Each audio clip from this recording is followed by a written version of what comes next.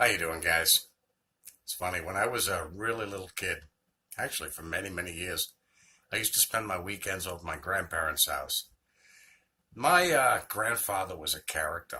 This guy could have you in stitches. I mean, my grandfather was not the most educated person, but was one of the hardest workers I think I've ever met. If he wasn't at work, he was working at the house, whether out in the garden or in the basement. He was always doing something. He was very accident prone.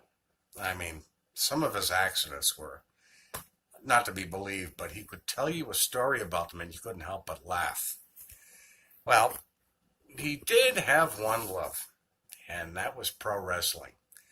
When that came on television on Saturday mornings, he was right there in the house watching. I don't even think I was in school at the time I first saw it, and I'm like, what is this? Two guys in their underwear beating the hell out of each other.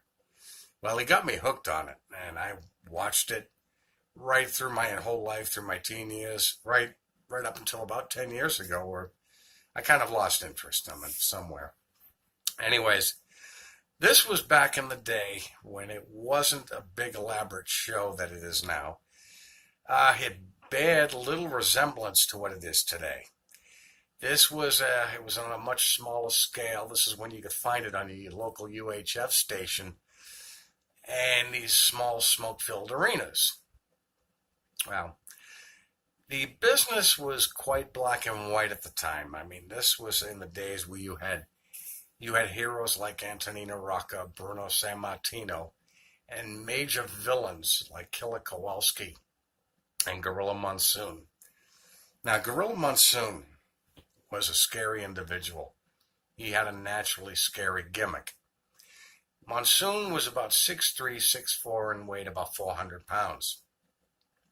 He was managed, I think at the time, by a guy named Bobby Davis. He was supposedly discovered wading in a stream in Manchuria, where they brought him back to the United States to wrestle. The guy never spoke. He would just grunt and make animal noises. Matter of fact, when he'd go be walking to the ring and he'd scream and he'd have kids running away from him and fearing for their life. Come to find out, he was quite well educated and could be quite an eloquent speaker. That kind of ruined it for me right there. I'm like, what's up with this? But there was a lot of mystery with the business at that time. Actually, at the time, you could still argue whether it was real or not, unlike today. Now, when pro wrestling was tailor-made for television, and it's been on television ever since. When after World War II and TV started getting popular, the radio networks immediately jumped on the bandwagon to get television networks. One of the first things they grabbed hold of was pro wrestling, as it had become more theatrical than anything. It was tailor-made because it was always moving. That could be attributed to a former wrestler turned promoter by the name of Joseph Toots Montt, who started basically on television playing guys against one another. This created the good guy, bad guy scenario. So you had your baby faces that were cheered by the crowd. They could do no wrong. Then you had your heels that everybody hated. These were the guys that you booed or threw your cokes at or screamed or whatever you had to throw at them. At the time, even the fans that believed it was real thought that these baby faces were 100% good all the time. And the villains, the heels, were 100% bad all the time. Actually, very, very much unlike real life. Actually, I was so impressed with the business, I was involved in it for about 12 or 13 years. Until one too many head injuries kind of sidelined me. And reality set in when it's like, wow, a lot of these baby faces that people thought could do no wrong, some of them were pretty big dicks. Anyways, the good guy, bad guy scenario, the black and white, this is what the wrestling business at one time was. You were either a good guy or you're a bad guy. Very simple formula. They use a very similar formula today, only it's not quite, people are more or less shades of gray today. It's more realistic that way. Today, people are a little bit onto it. They realize nobody's 100% good and nobody's 100% bad. But in the wrestling business, that's the way it was. When I started studying with Jehovah's Witnesses, now I thought that formula that worked for the pro wrestling business was only good for two things, either pro wrestling or old cowboy movies. I didn't realize that anybody actually used this formula in real life, but that's exactly what Jehovah's Witnesses do. When I came in and they started the indoctrination process, mind you, I spent the majority of my life outside the organization. I knew some good people, knew some bad people. But now they are trying to convince me that everybody not in the organization, basically in essence, is a bad person. They're not in Jehovah's house. They're going to die. When really, I was old enough to realize that, no, these people don't deserve death just because they're not here. The people brought up in the organization were easier to work this way. I mean, they had that belief that if you're in Jehovah's house, you're a good person. If you left or were disfellowshipped, that made you automatically a heel. You're a villain. You're 100% bad all the time.